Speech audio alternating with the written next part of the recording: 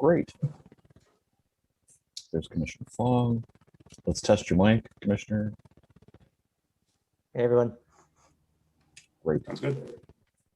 With that, let's start it up and connect the public and start the meeting.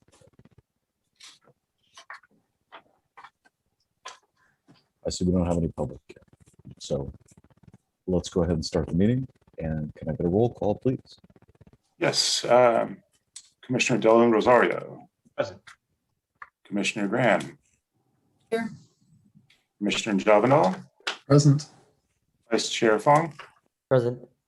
And Chair McCloskey. Here virtually. All Thank you. present.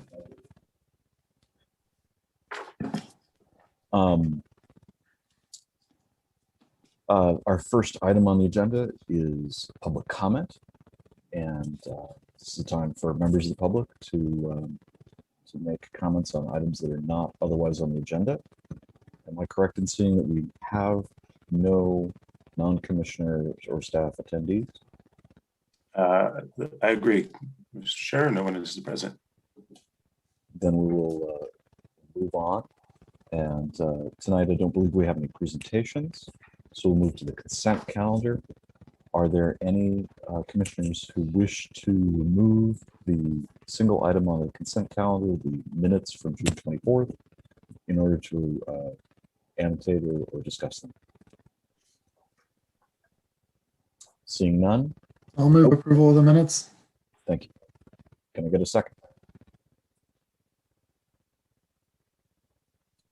I'll second. Commissioner Del Rosario seconds. Great. I think we need to take a roll vote. It's Commissioner Del Rosario. Yes. Commissioner Graham. Yes. Commissioner Javanel. Aye. Vice Chair Fong. Aye. And Chair McCloskey. Yes. Thank you. Passes 5-0. Great. Moving right along to item number 5, the discussion and possible action on matters as follows. Our item number 5.1 is the draft commission work plan. Jeff, would you like to introduce this? Yes, just a very brief staff report. This has been a little bit of a tortured process this year for the preparation of work plans. You've discussed it at several of your meetings and came to a conclusion on your work plan. But at the City Council's June 21st council meeting, they modified the template that they'd like to see work plans presented in. So what you have before you this evening is essentially the document that you worked on most recently, reformatted into the format that the council would like to see. The City Council, I would like to report that the City Council did discuss the Social and Economic Justice Commission's work plan at their meeting earlier this week on Monday evening. And in that particular case, the commission didn't completely prioritize the items on the work plan as the council had wished. And so the council sent it back to the commission for a little bit more work.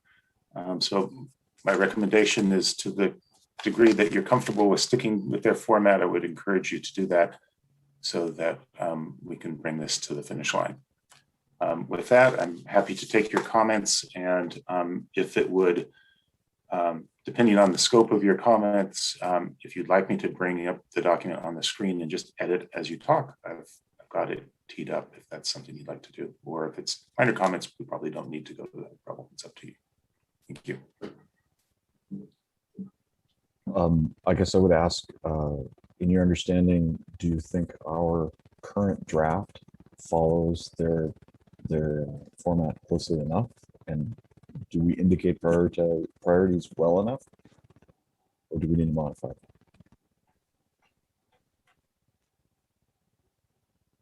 And I understand that Mr. Freed prepared this document. Excuse me, Chairman Cressy? I didn't hear the last. I'm sorry, I understand that you weren't the prime editor of this document. That's right, but I do think you did prioritize. The way it's been edited is that there is a prioritization, and I think that's what the the city council is looking for. Of course, they may reprioritize those things, which is great. That's the feedback you need. But I think it will more closely align with their expectations. We certainly hope so. Great. Seeing no attendees, I think we can be a little more freeform with this item and ask questions and make comments and offer opinions all at the same time. Who would like to start?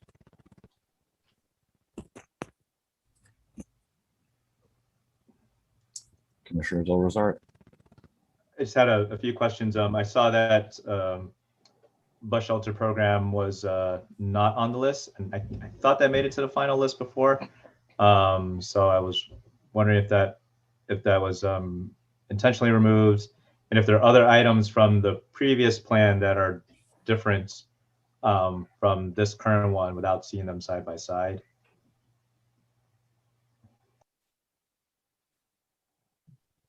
Do you remember what section the bus shelter plan was in the last draft? Let me see if I can pull up the older report. I thought it was there. I should confirm. I don't remember it myself. I don't either, actually. Okay, I could. Could you describe that project briefly? Yeah, AC Transit will be looking at new models for bus shelter delivery. I know we've had lots of concerns at the city with the maintenance of the shelters, and Albany's not alone in that. And so we're looking at different models for how to have a bus shelter program that has a good maintenance program. And my understanding right now is that the city actually supplements the maintenance program for the shelters with, I think, some volunteer work and as well as some city staff. And so the participation of the city would be, and also the commission would be useful in how we go forward, or how AC Transit goes forward. I think that's a good project to use as an example of something that we will continue to work on. We have a staff person in the Public Works Department that participates in those discussions, and you know, this is a work plan really for the commission, and there will be some things that aren't on this work plan that we'll bring to you as appropriate, and that might be one of them. But there are lots of things that we work on as staff people that won't necessarily show up on this. So it's not the overall Public Works and Community Development work plan. It's your commission's work plan more than anything else. Okay. And I think that falls under the statement on the first page of the new work plan at the very bottom. You know, we advise the city council on transportation policy and project planning and design on city-owned right-of-way. So I think that's covered under that. And the second sentence goes into more detail about safety. So if it's all right with you, and I think we'll leave that one off. Yes. I heard that that AC Transit is considering you know, revamping its lines in the next year and a half. And again, that's something that hasn't come to us yet. It's important, but it's still covered under what we do. And I think that's actually called out in the plan. Again, I don't remember that one in particular, but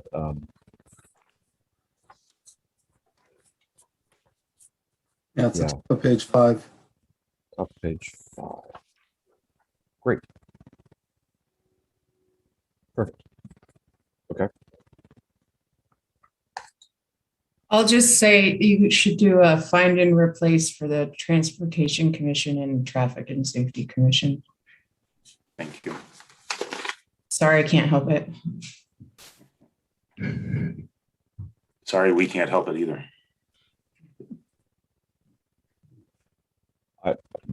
Yeah, I want to add a hyphen to mid-plan in the middle of the first page.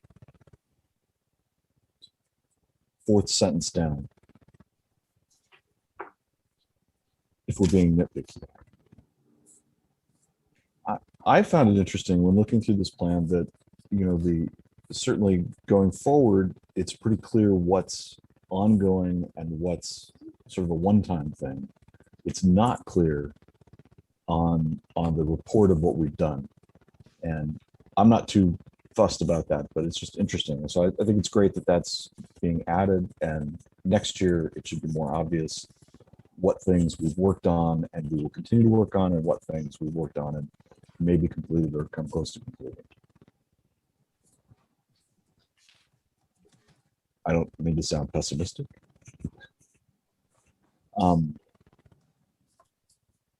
Other commissioner comments, changes, requests?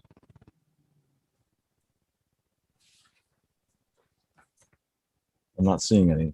I have a proposal that that we add on the first page at the bottom under purpose of the Transportation Commission, that we add the second sentence of our municipal code purpose, which goes into safety specifically, among other things. And I don't know how that compares to what other committees and commissions have done with this format, but I think it's just a more full scope of what we encounter, and will allow us in the future to leave off some things that we might otherwise put on the list. Is anybody unfamiliar with that statement? It's in one of our documents for one of the items coming on the agenda.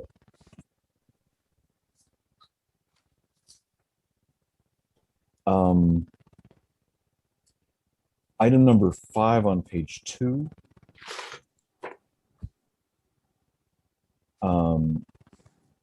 The designation is not worked on. Haven't we approved or reviewed submissions, grant proposals that were submitted towards an active transportation plan funding? I don't recall exactly when, but yeah, I think we probably did bring to your attention the fact that we were attempting to apply for grant. We did apply for grants and didn't get them. I don't recall exactly when that was, but if it was within the last 2 years, we could certainly add that in there. Could you check? Sure. Great. And we can make that change if it's appropriate. That'd be great. Thank you.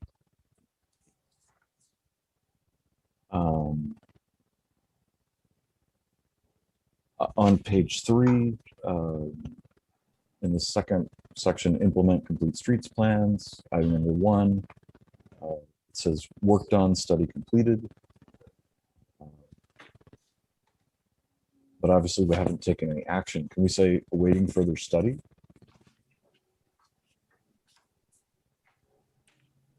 That's your wish. Is that generally agreeable to? Okay.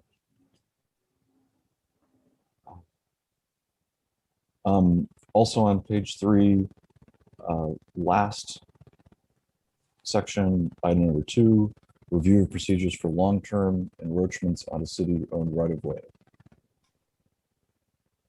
Is that something that is ongoing that we didn't complete? I'm not sure what that refers to. I believe we brought to you various, from time to time, when someone wants to do something that's going to be a retaining wall or a ramp or something that would be in the public right of way. I think we have, at least on some occasions, brought those to you as it seemed appropriate. I remember reviewing, and Commissioner Fong has a comment.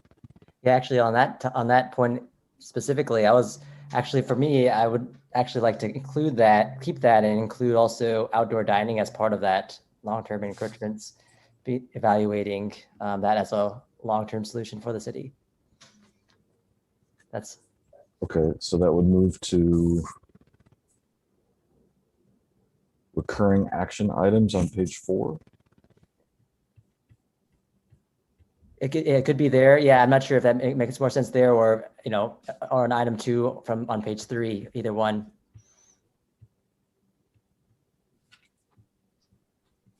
Oh, I see. Yeah, page 3 is perspective. Right. Okay. So we're going to add we're gonna add, including outdoor dining. Exactly. That would be great. That would be my suggestion.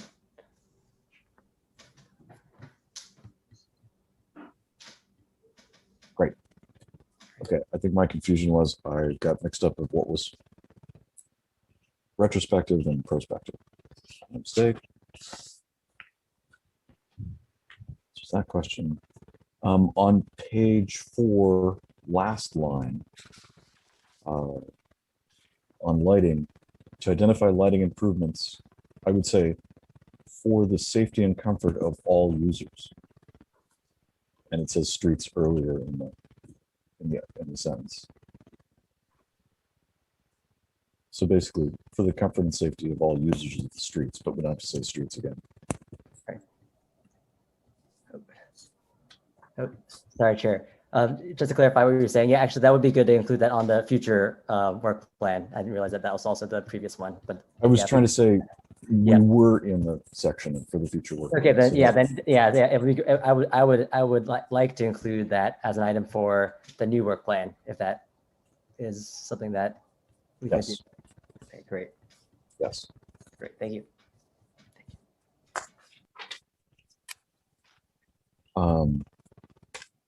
Any other comments, Del Rosario? Thanks. Yeah, it was I just looked up the previous iterations of the plan, and versions 1 and 2 had the bus shelter program, but version 3, which I guess is the one that we approved in May, did not. So I think version 3 is what got carried over to this current version.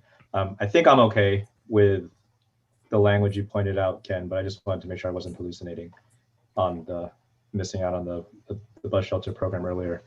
One other question, maybe more for curiosity than anything else, is do we have to look at Upper Solano at all this year?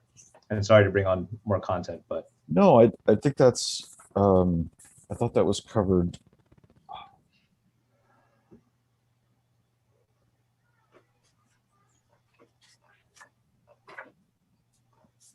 I saw it as part of the last work plan. I think that was considered an accomplishment. On the top of page 3. Yeah. Well, that is an interesting point. I am not seeing it either in our page 4 and 5 going forward plan. Maybe we can hear from staff if that's coming back to us in these 2 years and in what form. I would expect that we would want to start with the active transportation plan to set the big picture policy framework. That was our thinking, and then revisit the details of Solano Avenue and San Pablo Avenue and so on and so forth, many of the streets that. So we might get to it in 2 years. I suspect not, to be honest with you. I think if we start, we're going to need a year and a half at least to go through an active transportation plan, maybe more. I see that as a big one in terms of logistics. And I think the way it was left was that the city council accepted the study that was done, which we helped review and make recommendations on. And their intention was to continue and hopefully do a study in league with Berkeley. So I think we could consider that they haven't really handed that to us yet. They need to fund that and work out that arrangement with Berkeley. This might be something to move to the future agenda items, Yeah, potential future agenda items. great. And if an opportunity presents itself, the commission can always go back to the council and ask for an amendment to this work plan. Sounds good. So how would you phrase that? Joe?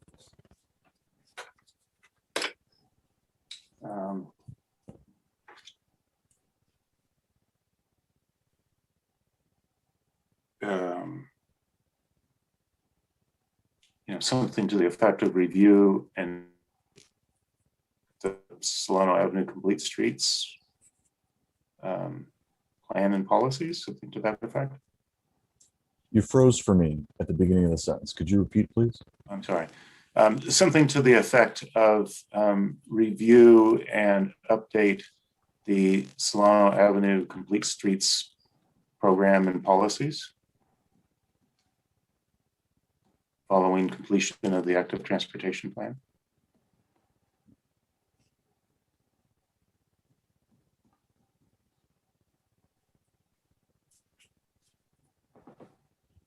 That sounds good to me.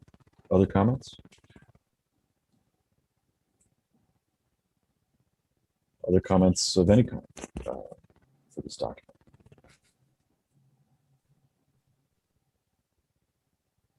Not seeing any, I would take a motion.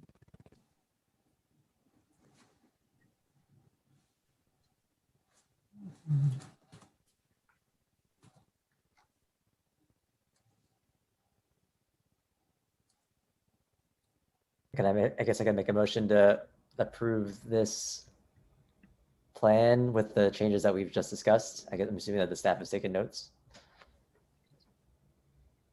Second that.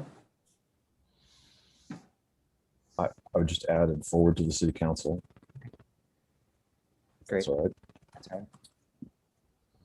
So seconded, amended, agreed to amendment. Can we take a roll call vote, please? Yes. Unless there's any further discussion. Seeing none, let's go to vote. Commissioner Del Rosario, Yes. Commissioner Graham, Yes. Commissioner Jovendal, Aye. Vice Chair Fong, Aye.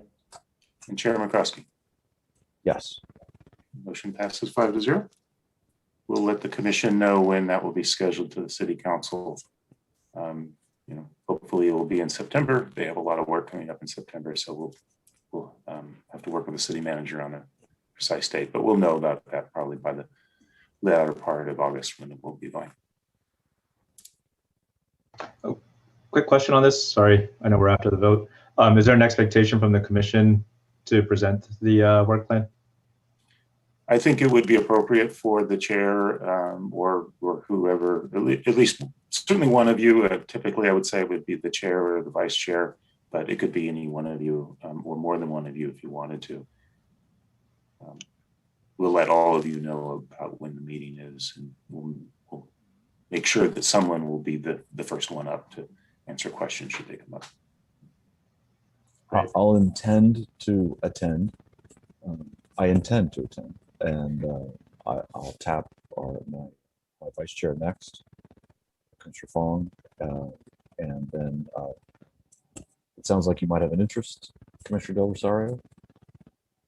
Yeah, sure. I did it last year, or 2 years ago, so it's fine. Anybody else have an interest? Okay. I can work with that. Great. So let's move it along to item number 5.2, the draft request for proposals for local road safety plan. I'd like to turn this agenda item over to my colleague, Michelle Klaus, to make this presentation to you. Jeff, hello, commissioners. Good to see you all again. You might remember that last time I was here, I was talking about the same thing, the local road safety plan. And you all recommended that council pass a resolution allowing staff to apply for the grant, which council did. And Mr. Freed recently applied for that grant before he left on his vacation. But in the meantime, we have prepared a draft request for proposals that we would like some comments and any other feedback from you on tonight. That request for proposals was attached to your agenda, so hopefully you all had a chance to take a look, but I will share my screen and just go over it briefly to jog your memories. Won't go into all the detail because a lot of it is the same things that we put in all of our RFPs. But the scope of services, I'll just note that, we have these 9 tasks, which are based on the process and content in the manual for local road safety plans from the Department of Transportation. So it's all the same pieces that they have, and a lot of the same kind of general language. So it's really built around what the Department of Transportation is expecting from these plans. See all 9 tasks there. We have added a little bit of Albany specific information in here.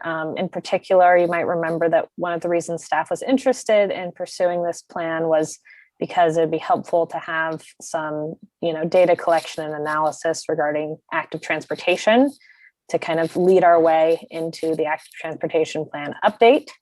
So we added some language about, having experience with active transportation plans, doing data collection regarding bicycle and pedestrian counts and collisions and other things like that. So you'll see that kind of popping out in various places, such as the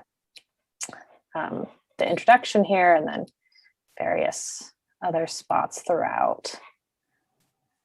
I won't go over all of it, but you can see that. So that's kind of the main thing. We also had a section about community engagement, which left some room for flexibility for various proposals to give different options of what that might look like. It could be anything from preparing some materials and coming to a few of these commission meetings to maybe something much more involved and leading community engagement activities. So that's an area where we've left some flexibility to see what might work best for the city and whoever the consultant is that we choose. So those are just a few notes. Anyways, I won't go through the rest of this in detail. I'll let you all lead the discussion with any questions or comments or other feedback you have. Is it helpful if I keep it on my screen, or would you rather just see all of each other at the same time? Let's start with it on the screen and see how it goes. We can always pull the tab to the left that's in the middle of the screen and see each other if we choose. Yeah.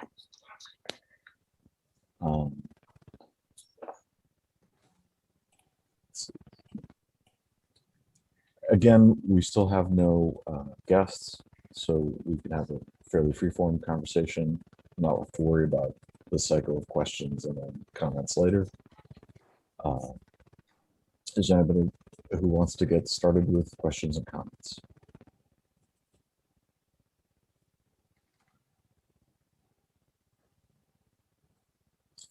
Commissioner Del Rosario. To start, I saw that LRSP experience in developing these plans was desirable. Is this something that we can make mandatory? And is there experience, at least locally, for us to get that, or does that limit us in some way? I think Jeff, you can you can correct me if I'm wrong. I think we probably could require it. However, I don't think there have been a huge number of these plans completed yet. Most of them are still in process. So it might limit us if we make that a really strict requirement. Okay, yeah, that's what I thought, that it was not enough bidders would have that experience. Yeah, well, I think we would certainly lean towards selecting someone that has substantial experience in this, but sometimes people will come in with who are obviously very capable and they just haven't done one of these, but exact things, but they've done the work in other forms, and for other reasons they might be a good fit. So don't want to completely close the door, but I think it's pretty likely we would want to bring in somebody who's done this before. Okay. I can just go through unless there's other discussion on that item, I can just go through my comments. Please. Sure. So I thought anywhere that there's mention of cyclists and pedestrians, we should also include transit riders in the plan. It seems like there are safety issues related to trips and falls and not enough red curves, those types of things that happen at the sidewalk for transit riders. Another data source could be anything from the Metropolitan Transportation Commission. I think they do have some safety data that we could pull from, or the consultant could pull from. I thought it would be useful, and it's just more standard practice on developing plans, if we could have the consultant develop an explicit problem statement. Maybe it's obvious given the type of plan that we're doing, but usually that's helpful after you develop your existing conditions. You can explicitly state what the problem is that we're trying to solve, and it could be multiple things, which would probably be the case in this situation. For the strategy development, I assume that that also means recommendations, and we should maybe be explicit about that we want the consultant to develop recommendations. And then I always get torn on the not to exceed dollar amount. I saw it in there. I don't know what the city standard practice is for other agencies. I've seen it various ways. If we put it in, of course, everyone's going to bid up to that limit. If we don't, then you're going to get a wide variety of estimates. So I don't know what the city's standard practice is on that. That's all my comments. To answer Commissioner Del Rosario's question, I don't think we have a standard practice.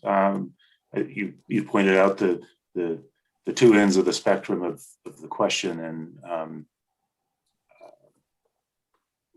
we welcome your judgment on that. All of you have a lot of experience in these things as well, so we could go either way. I mean, if it's an RFP, it would be great if I think we usually put in the not to exceed amount.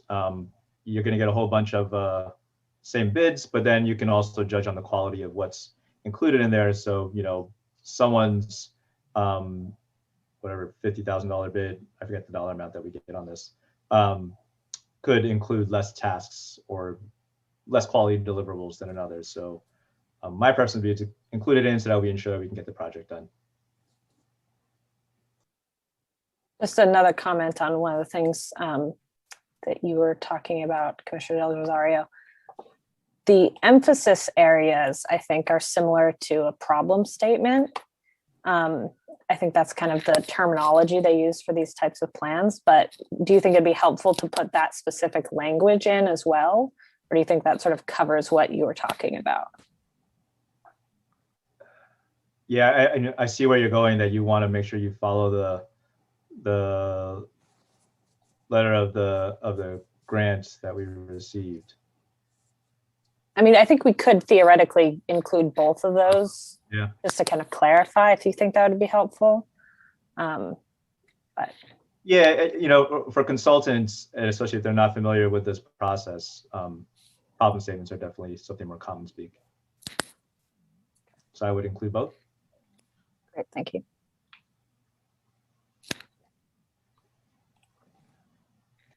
Commissioner Grant. I have a more general question about the city's contracting purposes or practices. Do you have any like small business goals or give any prioritization to any sort of disadvantaged businesses in any way? We don't have any. We have general statements about that, and certainly as a matter of policy, want to encourage small and disadvantaged businesses, but there's not any extra points, if you will, for those types of organizations. I would be interested in you know, our once we have this completed and begin to distribute it, we would want to make sure that any organizations that might be connect particularly with smaller or disadvantaged businesses that would be qualified to do this work, we'd want to make sure they're aware of it. And again, any suggestions you have on that in that regard would be great. But as it stands right now, we don't have any formal scoring program in that area. Okay. I feel like all I've been doing for the last year of my life is RFPs, and I wish mine were 5 pages, so I don't want to like bring the fire down. But I mean, and I also think that's also a bigger sort of community development strategy like that I would recommend the city council takes on in terms of making a decision if that's something that they want to prioritize. But I know, this one thing that BART and I think a lot of other agencies do really well is to try to incentivize disadvantaged businesses to be able to partake of the work, qualify for it. I don't think that it should be figured out in this RFP, so I don't really know what to do with that comment, I guess, is sort of the point. Well, I can tell you that as staff people, we take that kind of stuff very seriously, and we probably should take it even more seriously.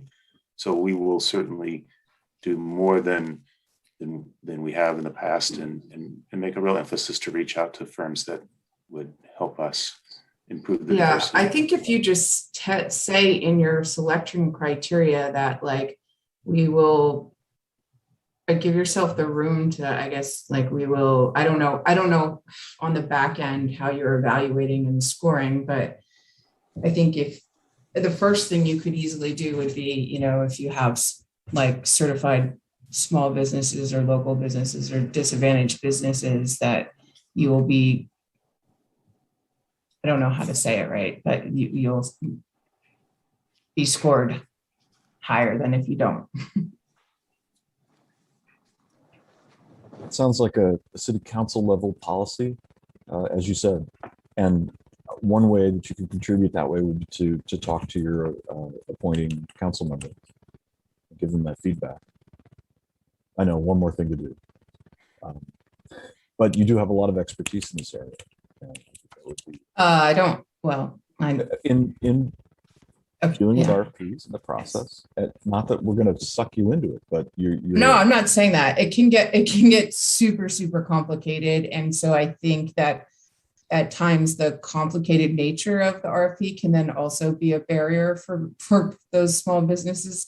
So I think that it's a fine balance, right, of how you make it, how you try to incentivize like small businesses to get that work, and also don't make it so like intensive form heavy that then you're just holding up your whole. So and you're right, it is something that's bigger than, it's a council level decision. So.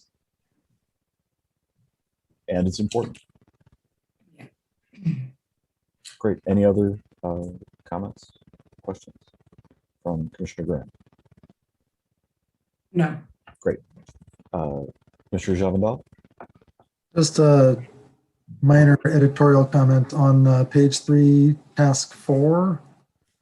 The second sentence is that make sure goals are Albany specific instead of and Albany specific. Thank you for noticing that. Otherwise, looks good. Oh, and I see I've forgotten the period at the end. Just fell right off. Seeing that Commissioner Javandal is done, apparently, let's check in with Commissioner Fong. No, I think it looks pretty good. If you want to capitalize on the second page, scope of services, there should be a capital S there. Otherwise, I think it's good. I mean, I guess one question is, do you generally have them submit the timeline? I guess there's not a timeline that you're going to suggest that they complete the project by or something like that. I don't know how these are usually done. That's just a general question. Relatively open-ended on this one. My preference on these is to be pretty open-ended, to give the consultants an opportunity to be creative and maybe come up with a process and a timeline that we haven't thought of. And if we're too prescriptive, they're just going to repeat back what we asked them for. And I'd rather get their creative ideas and take advantage of that in the process. So makes sense. And then I guess another question, I guess, with, in terms of them submitting the proposal, I don't know if they're going to mention who exactly is working on it. I know it mentions the hourly rates for all personnel, but I don't know if you're going to ask for actually the people that are working on it specifically. I don't know if that's relevant or not. That's just something that potentially could be helpful if you actually had an opinion about certain experts or not. But that's just that's one of my pet peeves with hiring consultants is you meet someone in an interview and you never see them again. So we work really hard to make sure that the person that we're going to be talking to every day in the process is the one that's leading the presentation to us when they're making the pitch for the work. Thank you, Commissioner Graham again. Sorry, I have one more thing. As the recommendations, and I have a feeling like some of these recommendations are going to be like capital projects and some are going to be like policy or operations, but there is no reference to even like high level cost estimation. And I think that for any sort of implementation strategy, you should be able to put, even if it's a big stroke of numbers to it, so you know sort of you can weigh apples to apples, I guess, essentially. Those cost estimates for their strategy recommendations. Yeah, or I mean, cost implications or something. But yeah, I mean, it's hard to do the language when I have a feeling it's not just projects that are going to come out of this, but like, you know, some policy items. But I think it's important to, for anything that you can put a cost to, that you ask them to help develop that cost. Working with like the city engineers as well. Scope and budget framework. Some broad Money. Ooh.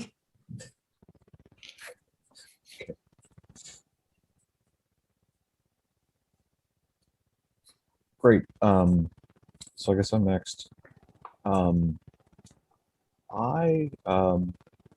looking forward and thinking about the ATP and the metrics that we want to measure, and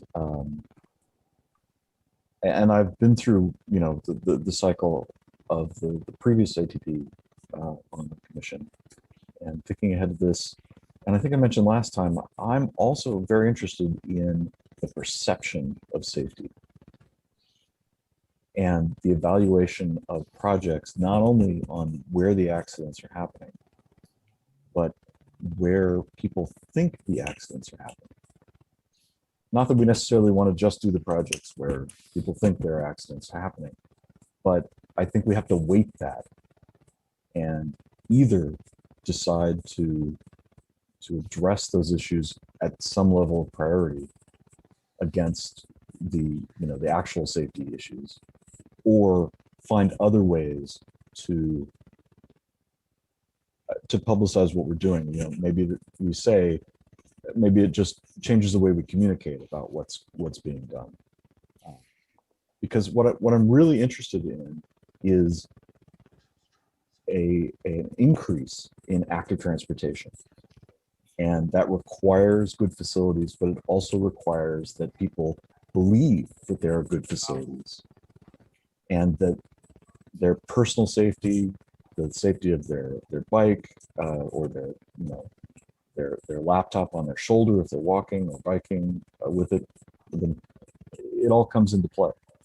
You know, the place that most comes to mind with this is the Ohlone Greenway between Brighton and Fairmount. There are many parents in town who have instructed their middle school age children not to use that stretch of the path, to go into the plaza and around. Is it dangerous? It's hard to tell. Police reports aren't normally taken on the Greenway. It's hard to get good data. So just for starters, what I'm thinking, most of the data points on here are mining information that's already collected. And I don't want to add a big component of surveying or whatever to get this information. We can help it.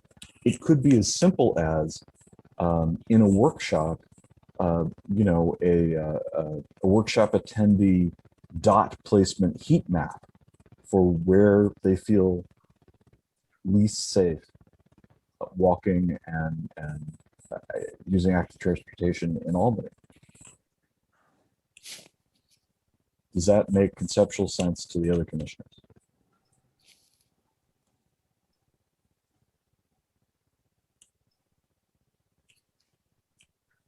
It does. I think the question that comes to mind for me, especially with that section of the Greenway, is whether it's, you traffic safety or safety from crime type of consideration, perhaps. And feels like this is supposed to be more about collision risk than risk of other safety problems.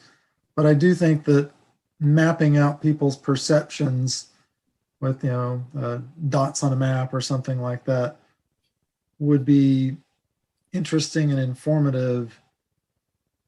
And, we'd have the option to figure out if we wanted to build that in some way, or how it could be useful to us.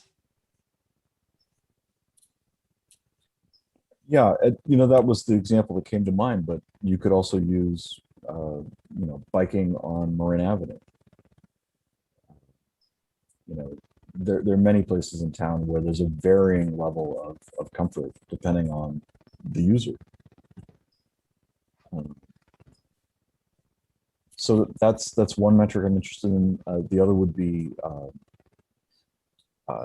change in use. Where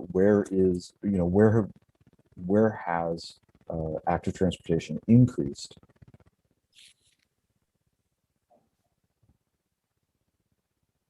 And that's important to know. What have we done over the past ATP that has increased active transportation? Or where has, it's probably not that traceable, right? It's probably where has active transportation increased? Where do we think we've made a difference by adding infrastructure, and what was that? I mean, I agree with what you're saying, but you also keep saying ATP. And so I think the question is what belongs in this plan. And I think it also has to be reflective of whatever the parameters are that the money is tied to showing.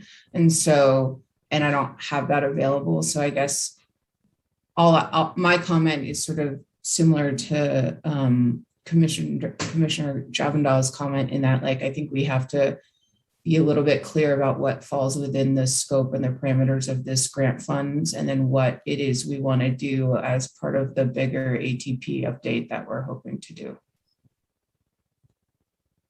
I would be satisfied if minor attempts were made to gather these kinds of data in this report, and they pointed to larger needs and other efforts that need to be completed through an ATP, for example. I can definitely, yeah. Sorry, Chair McCroskey. No, please. I was just gonna say, I can definitely look at some of the language in more detail to see what kind of guidance the Department of Transportation gives. But based on what I saw and what I remember reading, I think it's pretty loose in terms of the way they define it. I think especially perceptions of safety seems pretty relevant. I think that would easily fall under the LRSP. So I think that's something that we could, like you said, at least include in a sort of minor level to kind of lead our way into the ATP. But I can kind of check it again and make sure we're not getting too far off track. That was my interpretation as well when I read their language and examples. They said things like, examples of data could include. They had a couple of examples, but it wasn't exhaustive.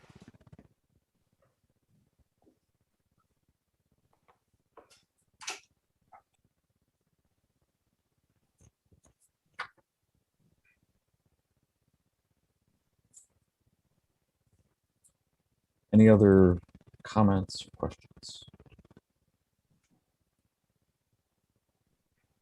Seeing none, staff, do we need to just give you this feedback? Do we need to take any further action? We don't need a formal action from you. This feedback is terrific. Based on what we've heard this evening, we'll make some changes and release the RFP. We'll get this rolling, and we'll probably be back in touch with the commission with an update and probably ask for one or two of you to help us in the selection process. You don't have to make that decision this evening, but as we've done in the past, it's nice to have at least one of you in the room in the interview process if one of you has the time to do that. Right, and it makes more sense to do that later when we know our schedules for when Yeah. that period is. Sure. It will be a couple months probably.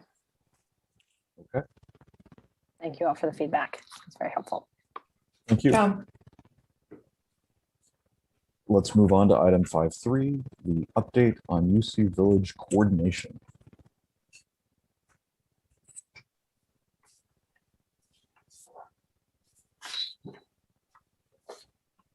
Sort it out here for a second.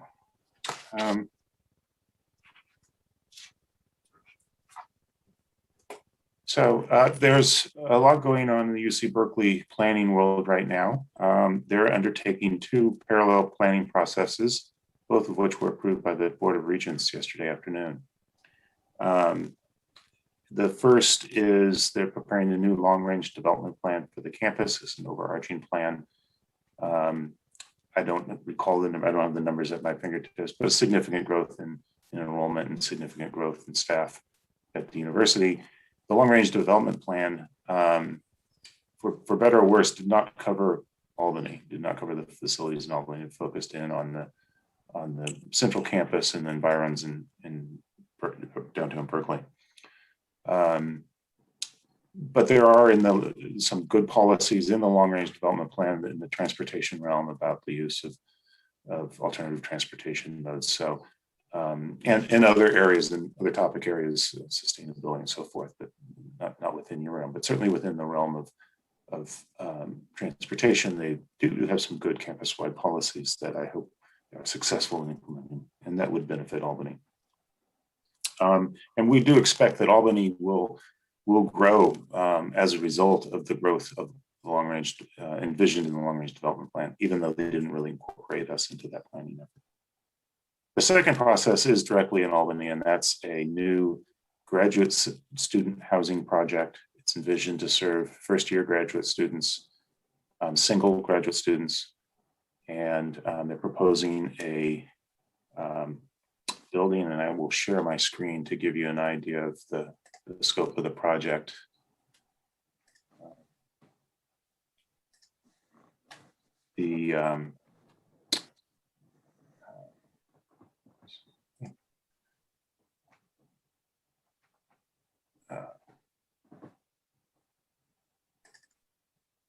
here. Slideshow, there we go. Okay. So project site that they're talking about is the northeast corner of Monroe and Jackson Street. Today, it's a combination of some facilities that the College of Natural Resources uses and the facility that's called the Apparatus Bay. I think they use it for some of the youth programs. A few years ago, about 10 years ago, the city used it as a temporary police and fire station. Those of you who were around a few years ago. And hence the name, the Apparatus Bay. That's where the fire station was. It's just to the west of the Sprouts grocery store. So the project they're envisioning now is a 289 unit project. It's one large building. As you can see, it's a total of 6 stories. It has a total of 760 beds. And show you the next image. This is the conceptual site plan to get you oriented. North is to the left of the screen here. So the Sprouts store is at the top of the screen and the community center is to the right of the screen. So it has, as you can see, it has 166 parking spaces. There have been various levels of conversation about before I go any further, I'll just show a couple of other renderings of this and then stop the sharing of the screen. This is a view looking to the south on Jackson Street, as if you were kind of walking away from Ocean View School towards the middle of the village. This is what you would see today. On the left, you'd see a corrugated metal building. This is looking to the north from the intersection of Jackson and Monroe. So today, if you were here, you would see the Apparatus Bay and kind of an empty parking lot to the right-hand side of the screen. And lastly, this is a kind of a bird's eye view from the roof of one of the student housing apartments to the west, looking in towards one of the plazas of this building. It's basically a 3 different wings and plazas in between. And again, this shows you the existing site with the different types of facilities that are there today. They're all kind of underutilized. So in my view, this is a good location for student housing. There have been discussions with the campus at different levels. There's a city council subcommittee that has met with the campus. Vice Mayor Jordan has met separately to talk specifically about some of the active transportation elements of the project. And there's been some staff-to-staff discussions. As I think you all know, the University of California does not need our permission to build this. They are constitutionally exempt from city planning approval processes. And so their interactions with us is kind of just a friendly consultation. We have expressed our disappointment, frankly, in some of the design elements of this project. Jackson Street is an important connection for not only the residents of University Village and the residents of Albany and within western part of Berkeley, but also just for the region as ultimately hopefully a very effective and well-used regional connection from Oakland all the way up into Contra Costa County. And this is a really important link and not one of the weaker links in that whole corridor. So we're a little disappointed in the placement of the building. We think that there was, hopefully it's not a completely lost opportunity, but we would have liked to have seen sooner some efforts to set the building back a little bit so we'd have a little bit more roadway or right of way and to work with, so we could have separated facilities for bicycles and pedestrians. They are cognizant of some of the transit improvements, although I don't think it's not necessarily really an improvement. It's just sort of moving around what's there more or less. The discussions with the campus are continuing, and the approval that was granted yesterday by the Board of Regents was one in a series of approvals. This was essentially the certification of a CEQA document, an addendum to an old EIR that they did in 2004, actually, and kind of a conceptual approval of the design.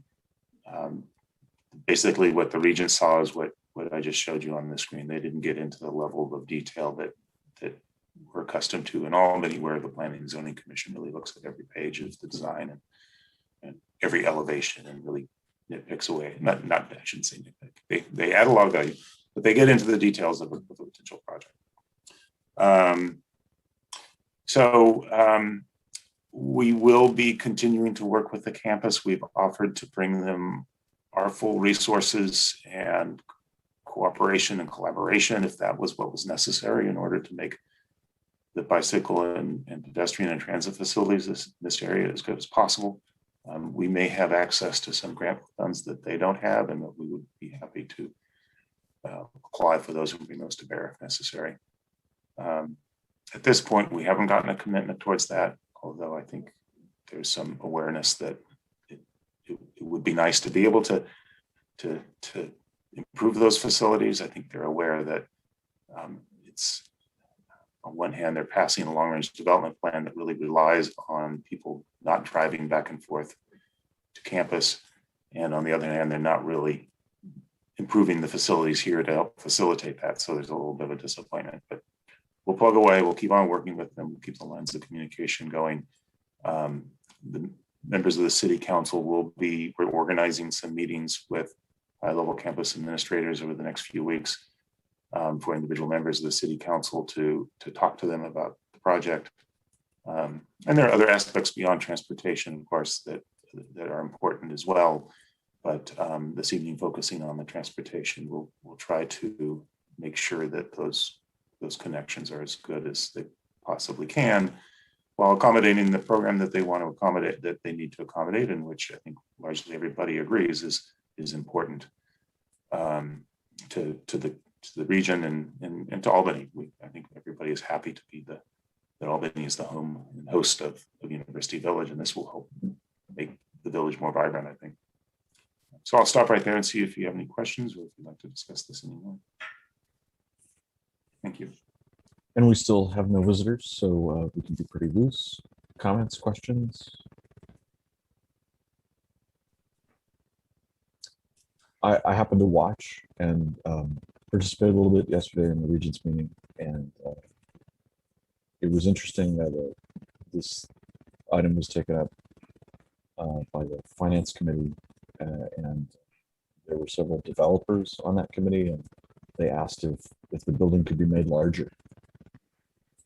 And I was gratified to hear UC staff say, no, we think this is about how big it should be. And Albany is not the appropriate place for a huge high rise. Although this is a big building, you know, when compared to what they're putting in downtown Berkeley, it's relatively modest.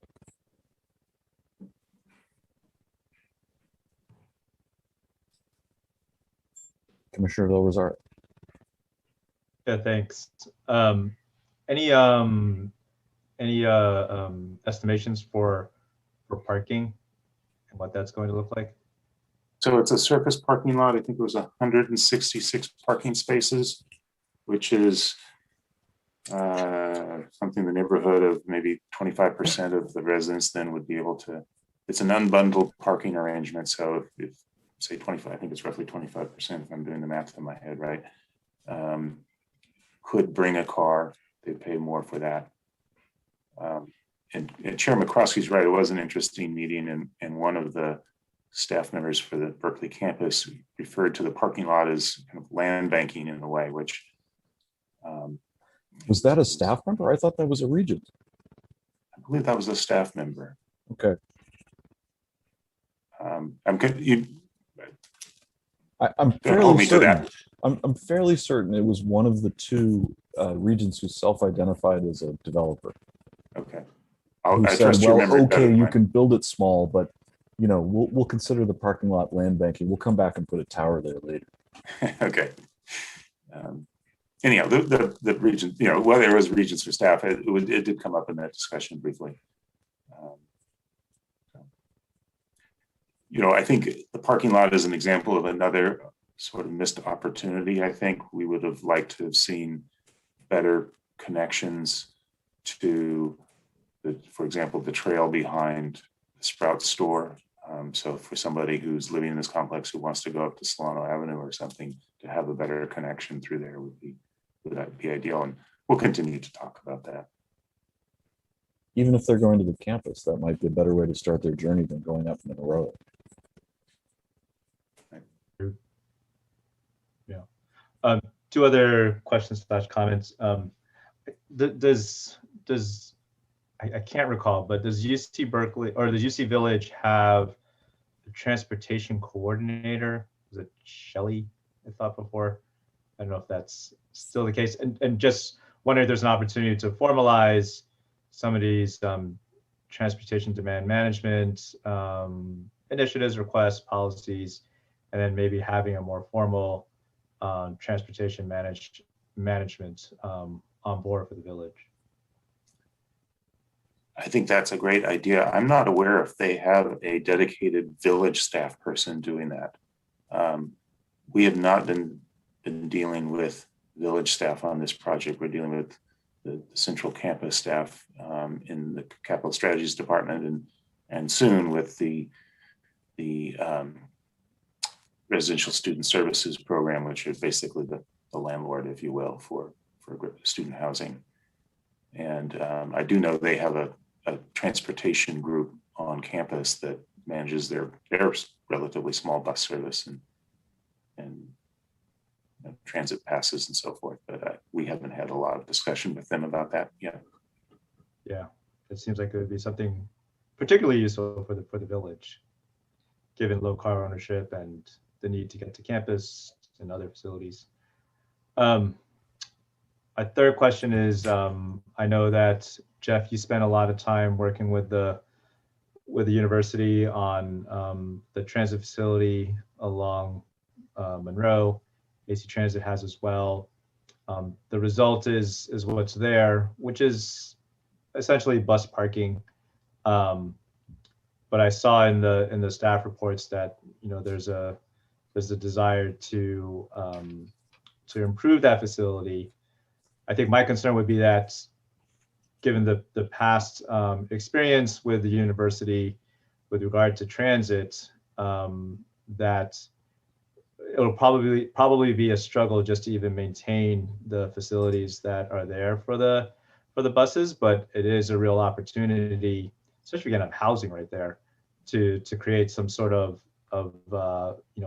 place setting for transit, and having more of a transit center rather than this curb space that's sort of sufficient for transit operations.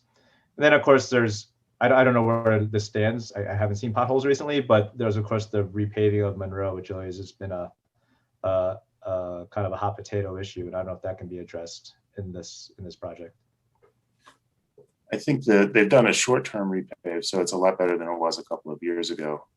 The construction of this project may tear it up again. But at the moment, it's much better than it was. Yeah. Okay. That's everything for me. Great. Who's next?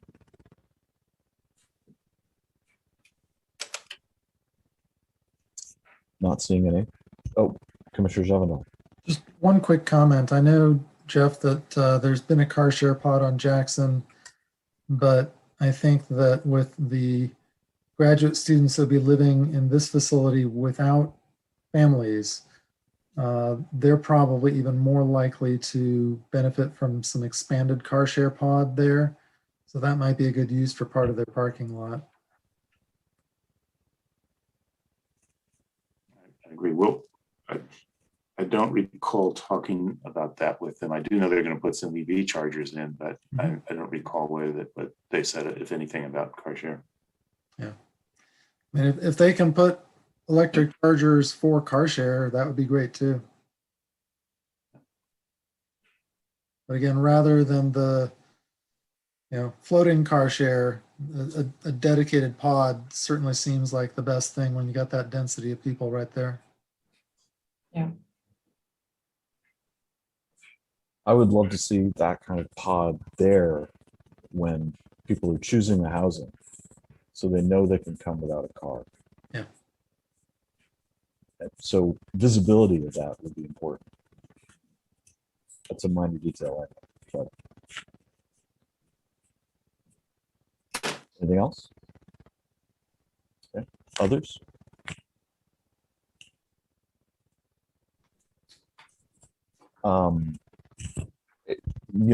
Engaging with the university is an ongoing issue, and thank you for the visibility of that. I'm intrigued by Commissioner Del Rosario's suggestion that we engage with UC about active transportation. If I can say it that way, a strong invitation to participate in our upcoming ATP process, with the understanding that we would like to ask them to sign on to the final report in some form, if that's appropriate. And it's also a way of saying, of reaching out and offering, that process to assist them, but also to recognize that we're in this together, and what we do affects them and what they do affects us. And that it's a two-way street. All right, enough said. Any other thoughts, comments, questions? Seeing none, and we're still not joined by an audience. So I thank you for that, and I think we'll close on that one. And I hope we'll revisit when appropriate. let's move on to item number 5.4, the priorities for updates to transportation sections of the Albany Municipal Code. A long-term favorite.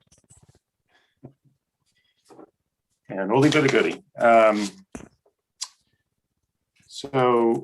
one of your recent meetings, the commission inquired about the status of this. We've talked about slowly working our way through the municipal code and updating the sections that are related to transportation for a few years now. I think it's been probably 6 or 8 years when this first came up. We have been successful. The commission was successful a couple of years ago developing an ordinance that modernized the commission's enabling legislation itself, and that's when it be transferred from being the Traffic and Safety Commission to Transportation Commission. And some of the things that were in the municipal code related to the old Traffic and Safety Commission were outdated. So that high priority was completed successfully, and we appreciate that. And now it's time to take a look at some of these other sections, and as time permits, can start to work on them. Our thought is that, again, it's kind of as time permits and as your agendas permit, we would try to make some progress on some of these things. We don't have any particular strong recommendation about what to start to work on. If I had to pick one, and I don't feel particularly strongly about this, but if I had to pick one, it might be the encroachment permit process, just because we seem to be doing a lot of those. And, it may kind of merge or come into play as we're looking at things like outdoor dining as well. So maybe that's a place to start, but it certainly doesn't have to be the only place we start. Some of the sections in the motor vehicles portion of the municipal code about bicycling are quite dated and kind of embarrassing. So anyhow, the idea here was just to give you a refresher on what the municipal code actually says today, and get your feedback about what you would be interested in working on in terms of modernizing this, and then we'll just start to plug away on it. And again, as I said, as your workload accommodates, we would bring some drafts to you from time to time, and hopefully bring something to City Council on one of these sections in the next year or so. I'll stop there and take any questions or comments you might have.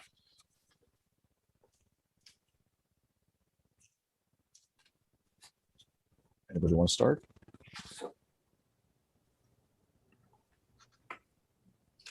Commissioner Fong. I think I already mentioned this before, but I'm definitely in agreement with how we can reform the encroachment permits and how we can allow outdoor dining to persist and survive post-pandemic. So I'm all in support of what Jeff was mentioning there.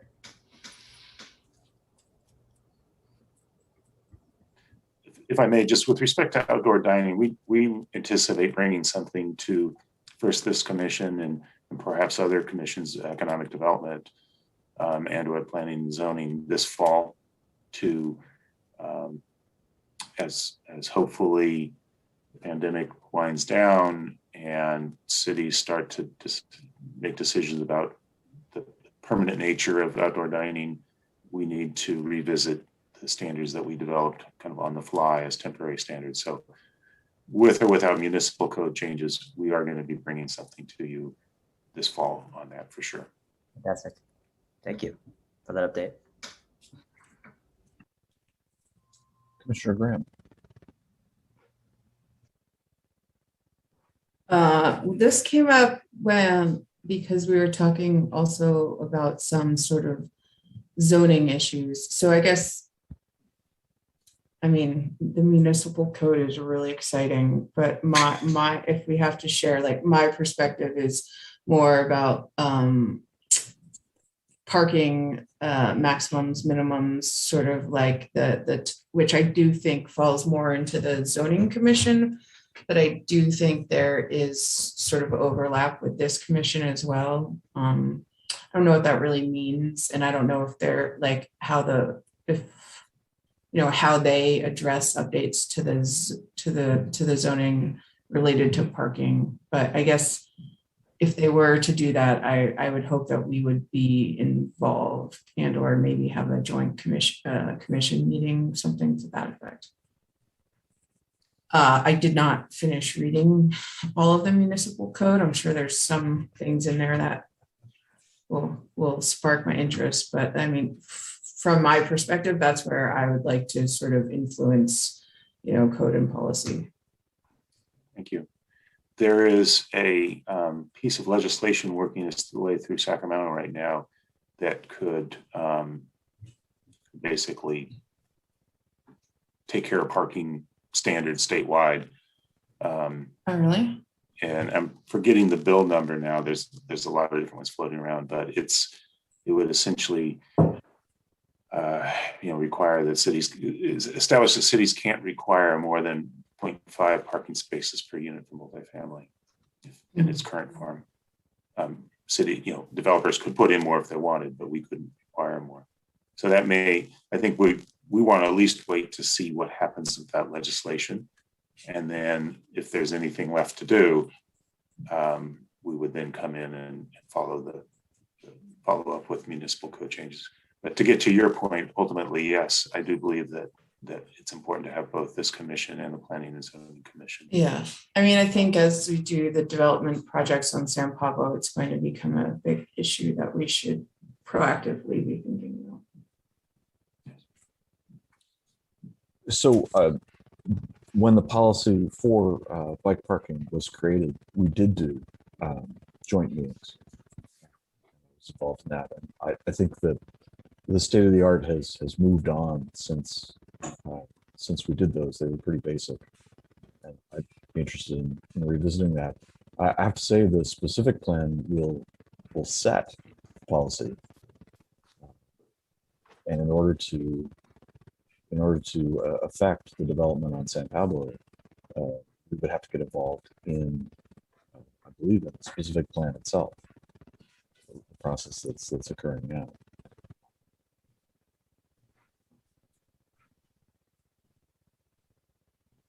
Yeah, the emphasis on the specific plan is housing. We're trying not to turn it into a parking plan. It's a specific plan for housing.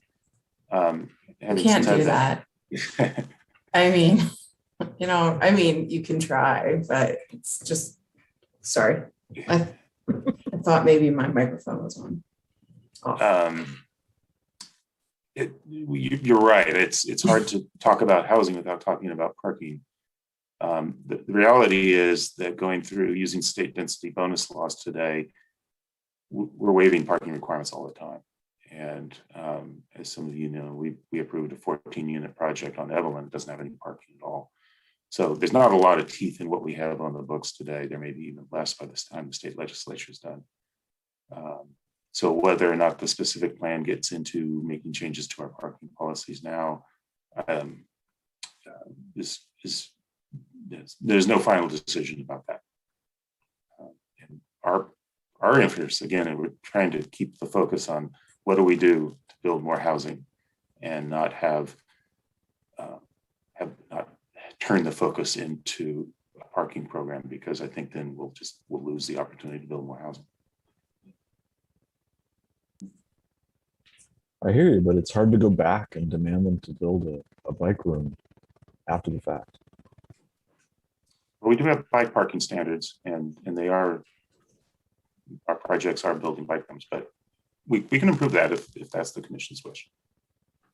I feel that our policies have been bypassed by the state of the art and the higher level of bike usage. But I don't know if the rest of the commission agrees with that.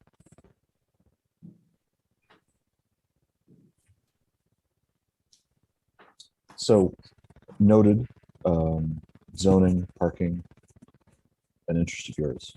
I think this commission generally on its own schedule deals with more of the straightforward, you can't pull a bike trailer unless you're a milkman sort of ordinance that exists in the municipal code. But that doesn't mean we can't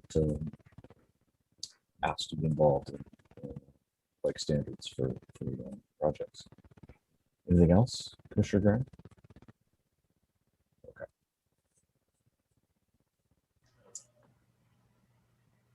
Mr. Belisari. Thanks. A few items. One is the section on trip reduction requirements. So it sounds like we're supposed to have some sort of trip reduction coordinator. Is that Justin, or is that a position that we haven't filled? You know, we don't have, that's a section of the municipal code that really is stale. There's no one working on trip reduction programs with the city of Albany right now. I mean, if it was going to be anybody, yeah, it would be Justin. But as a practical matter, we don't have that program in place. And I'm not even sure, with the exception of other public agencies, what private employers we would be imposing that on right now. Maybe Safeway is large enough, maybe Target. Those would be the only employers that would probably be large enough that aren't public agencies. Yeah, I mean, not a priority, but something that we could rethink and think about. Is there other things we can do about trip reduction, planning and coordinating, and kind of reduce these requirements so that they're not for employers with 50 or more employees. But it seems like it's fairly forward thinking when I was going through it pretty quickly, that the city would have something like this, which I think is great. For a city our size, it's definitely more manageable. And maybe there's some ways we can update that the different policy language to have this be effective, and either it's dedicated staff or looking at existing staff. But I don't think it's a high priority, but I thought it was a cool thing that we could look at. The other thing I wanted to bring up was on the, I think there's a lot of bicycle ordinances and law enforcement, which should probably be updated. It doesn't talk, I think there's no mention about bike share or scooter share, and those are things that are gaining popularity. We've gotten presentations on them, so that's something that we should talk about. I remember my question now. For those sections of the code, do those get addressed in the active transportation plan? I recall the last version active transportation plan maybe touched some of these things, but maybe not all. I think from my perspective, the active transportation plan really should be more about physical improvements, but it may roll into both physical and programmatic improvements. So, it could, but I would, in my mind at least, the active transportation plan kind of morphs, when it's completed, morphs into our capital improvement program budget, ideally. And then there might be some budgetary commitments to have funding for programs that complement an improvement, physical infrastructure improvement. Of course, if we come across something where we really want to do a project, but for some reason there's something in the municipal code that keeps us from doing it, then yeah, we should fix that right away. And we do that from time to time. We'll do little minor amendments here and there if we stumble across something, particularly in the planning and zoning realm. We end up making amendments to the code every year or two because we come across something that doesn't work, and yeah, we just change it. Yeah. Okay. My third comment was on many of the sections where it talks about enforcement of certain very minutia type of laws, so to speak. And is there a way that we can get information on how these things are enforced, or like statistics on how they're enforced? One, I think it's that some of them are just outdated and unusual. Handlebar grips, for one, that are cemented to the handlebars, and then, but two, I'd want to make sure that these ordinances are are being enforced in an equitable fashion, and that we're not putting out policy there that targets one racial ethnic group over another. Yeah, and if I can add to that, I mean, I think a lot of the things in the section that you just mentioned are superseded by state law. And registration is not a common practice, but it's required in Albany. So there are definitely things that can be excised, I think, without too much trouble. And so it just requires checking state law, checking in with the police department. But that might be a good place to start. Yeah. It's fairly straightforward. True. I agree with that. That's all my comments. Thanks. You're gonna shut up before you get assigned something? Is that it? Yeah. I'm not pointing fingers yet. Other comments?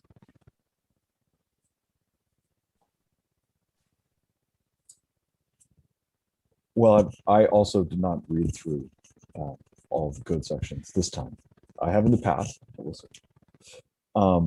But things that are important were pointed out, and one of them was the encroachment permit process. And it seems like we should probably just decide to review that at the same time that we're reviewing outdoor dining, if only to move us forward. And it probably relates. So let's intend to look at that at the same time, unless time precludes it, time and space. And thinking that will be fairly early in the fall, September, October, hopefully, that we look at the first issue. Perhaps we could follow on with the bike section, and in fact, so we could, for example, choose a subcommittee tonight, give you a commission, or give the subcommittee, I might be on, the commission to identify the section that they want to work on, and come up with a basic timeline, and come back in September, October, and give a parameter of what they intend to address and how long they want to spend doing it. In general terms, might be a way to start. If the commission would like to, we could do the bike section. We could do parking, zoning. I'm a little hesitant with the zoning issues. That to me is it's a larger issue. It's not just our commission. I think partially it gets to what I think Commissioner Del Rosario was talking about. It's like transportation demand management, which is, we can have those numbers, but it's more about bringing the resources to figure out like how to actually enable people from not using their cars. And I get it. And I chose specifically not to be on the planning commission because that meets twice a month. So I can hold my tongue. Well, it's not about holding your tongue, and we're giving you August off. Yeah, that's true. But I hear you, and I think I appreciated, Jeff, your response in terms of the parking in the state. So I'm not gonna push that. That's just where I get that it's about housing, but I just feel like that is the way people change the conversation, is by making it about parking and not about housing. So that's all. Sorry. Yeah, I don't want to leave the impression that I'm not willing to talk about parking. I'm more than happy to. No, you're not at all. I'm saying I appreciated your response, and I think you're right. I was being coy before. It should be about housing. It just gets directed to become a parking issue, I think, as a sort of from my own perspective, anti-development strategy that you use parking as an example.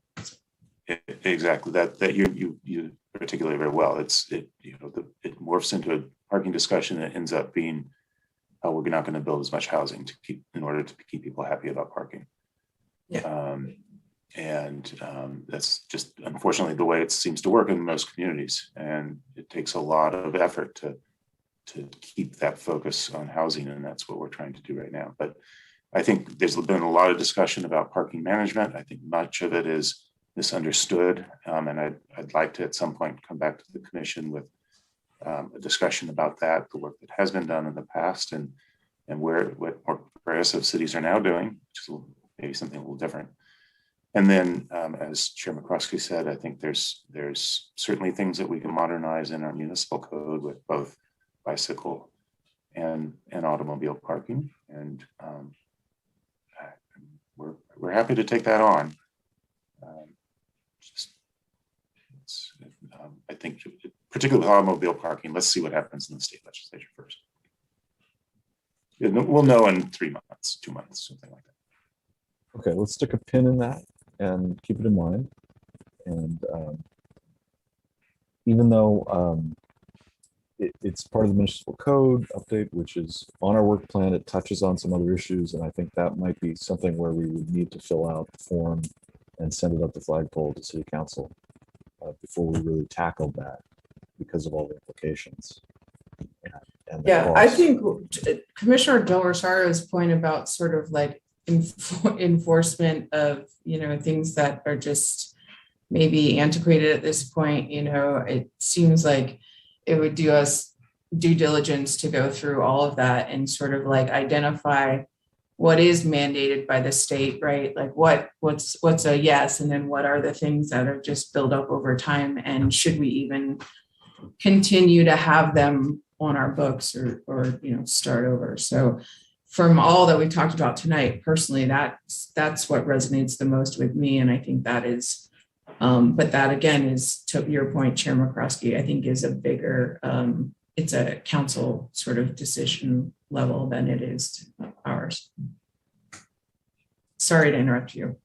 No, it's okay. I agree. I think it's something we can contribute to, but that level of scope is not on our current work plan. But that doesn't mean we shouldn't ask to tackle it when it becomes appropriate. So let's keep it in mind. It's on my mind, and it's been brought up at public comment from time to time as well.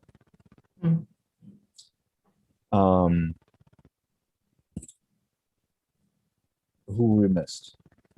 Commissioner Javadal, did you? I just think that there's a lot of cleanup stuff there already been mentioned. The bicycle section. There's some things pertaining to the traffic engineer that refers to things like the State Department of Public Works. Little cleanup stuff like that that's obvious, but I'd like to think that we could tidy up some of this stuff from 1958 so it at least has correct references. And in some cases, we may want to change what it's saying beyond just correcting references. And the bike section talking about, handlebar grips must be glued on. Mine have been friction for the last 26 years and they haven't fallen off yet, so I'm not terribly worried about that. Nothing special. I like the idea of being able to go through and clean up some sections. You like the idea? You're interested in perhaps stepping forward? I could.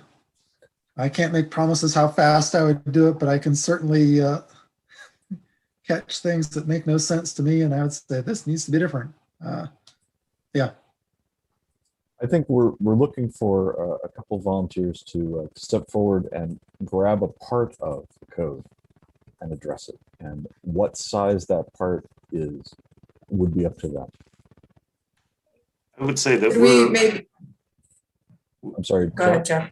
I just want to make clear that we're happy to do as much work as you would like us to do on this. And if it's just a matter of commissioners going through and saying, that's wrong, that's wrong, that's wrong, handing it to us, we'll go off and do the editing ourselves and bring it back to you if you want it to make it, to make it as easy as possible for you. That's what we're here for. So don't feel like you have to write the municipal code yourselves. You just need to tell us what, roughly what you would like it to say, and we'll go off and do that, bring it back to you. Who would do the checking against, like, state law, for example? We would do that, either Justin, Michelle, or I, or we would engage a consultant if we felt like that would help move things along. There might be a really good internship project for somebody who's a Cal and a graduate student role that we could get somebody to do something to help us in that regard. So and if necessary, we'll just engage our city attorney. It's a little bit more expensive, but they do a lot of work statewide in municipal law. It's a big law firm, so they have a lot of experience in that firm about what municipal codes need to have in all sorts of different realms, including transportation.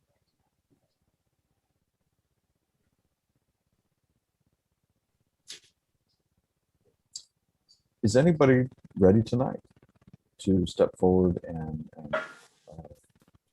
participate in an initial two-person subcommittee that could, before our next meeting, at least take a look at the code and decide what they would like to work on for a couple of months?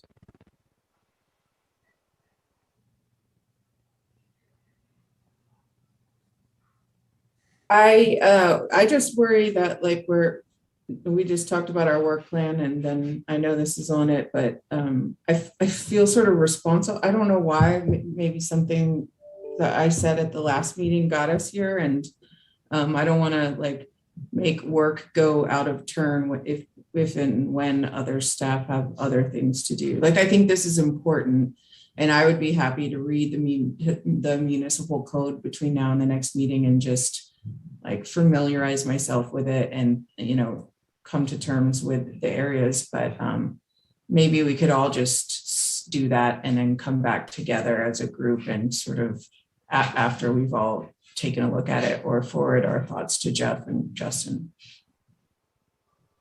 That would be an option as well. I don't think you should feel guilty about furthering this item.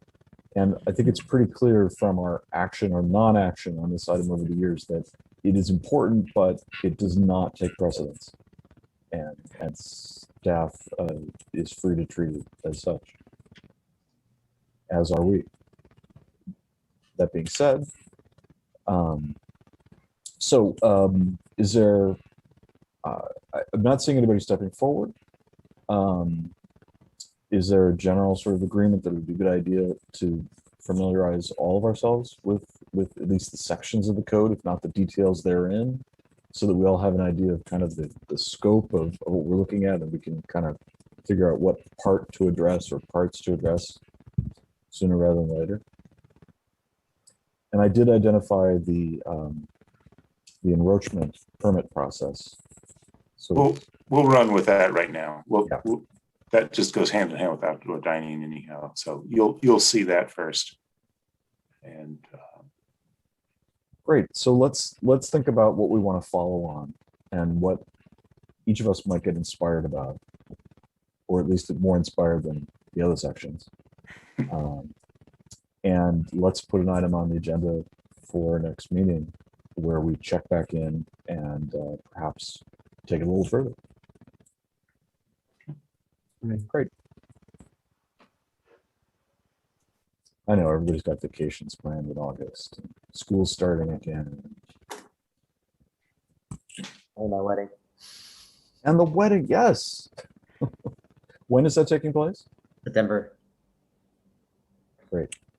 So next time we see you, you'll be a married man. That's right. Fabulous. All the best. Okay. Back to my printout of the agenda. So that was our municipal code item. Thank you. believe it or not, I've been on much slower and more grinding discussions of the municipal code, and this wasn't bad. That moves us on to announcements. And there are a couple of announcements from staff. Yeah, two. First of all, this afternoon, the Alameda County Transportation Commission held a meeting, and I'm hoping that they provided the final approval to a grant of about $124,000, I think it was, $824,000, excuse me, to fully fund the construction of the bicycle and pedestrian trail around the Cordonices Creek, the section of Cordonices Creek around the Little League fields, referred to that as phase 4. The commission went through the planning and design process for that over the past couple of years. Design was approved by City Council. The final cost estimates came in with more than what we had set aside in the capital improvement program budget. So we reached out to ACTC and submitted a grant application, which was recommended by staff. And as I said, hopefully this afternoon it went smoothly. I have every reason to believe it did. And that project, the next step for that project will be to go out to bid in probably the next few months. So that's very exciting, and it's great to be able to see a project make the transition to the final phase of actually coming to fruition. Yes. The second announcement item is, and Sadie, please feel free to elaborate on this if you wish. BART has a planning process underway, and in part of your agenda packet, there was a flyer for their corridor access plan online open house and survey. So if you haven't been paying attention to that, they're doing some planning for development of the parking lot at El Cerrito Plaza, among other places. And everyone is encouraged to participate either through the survey or their open houses or other meetings. And just want to make sure that you're aware of that. And hopefully I have an objection to the title, but not to the process. If you draw a line between the North Berkeley and the El Cerrito Plaza BART stations, there's another city in the middle. So I think it should be the Berkeley, Albany, El Cerrito corridor access plan. But that they are good at listening, so I don't think it's a big problem. Only we had to prove that BART station back in the day, we could have been on that list. I'm sorry, I haven't been here that long that I would take responsibility for not approving the BART station.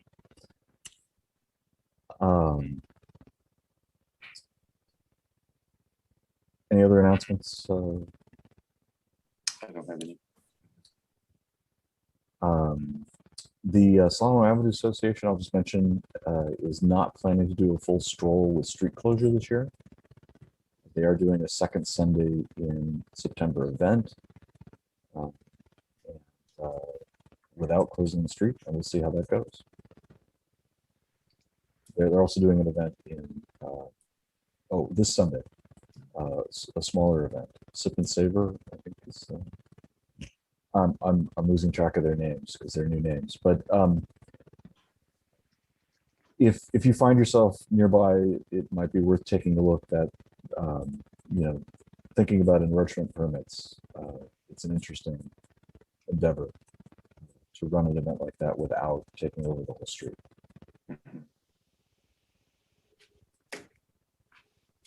Okay. Are there any other announcements from commissioners? We already got Commissioner Fong's.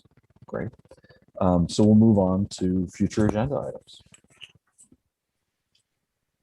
We talked about a couple this evening, so we'll let those move in as appropriate. Just to make sure I'm getting this, you referred to outdoor dining and to the future check-in on the municipal code, or the two that I noted. Is that what you're referring to? Right, in the enroachment permit section of the municipal code, yes. And a separate general municipal code item.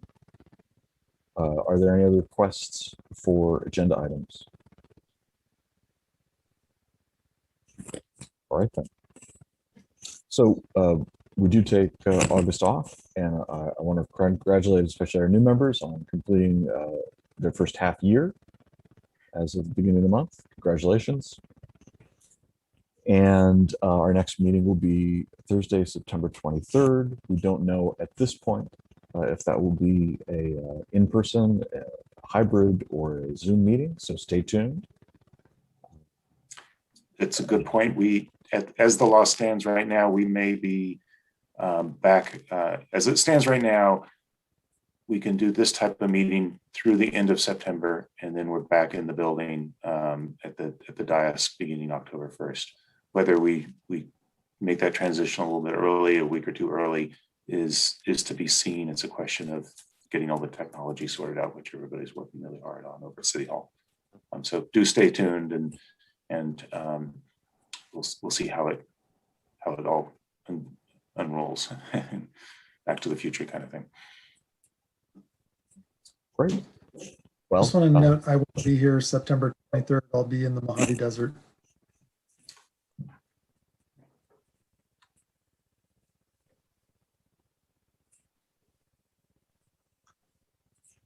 thank you. Great. Well, see you all in 2 months. Enjoy the break and come back refreshed and ready to dive into the municipal code and all the other things that we deal with as usual. Thank you so much to staff and commissioners, and see you in the new school year. Thanks, man. Good night. Everyone. Thank you. Everyone. Jeff, can you hang on for just a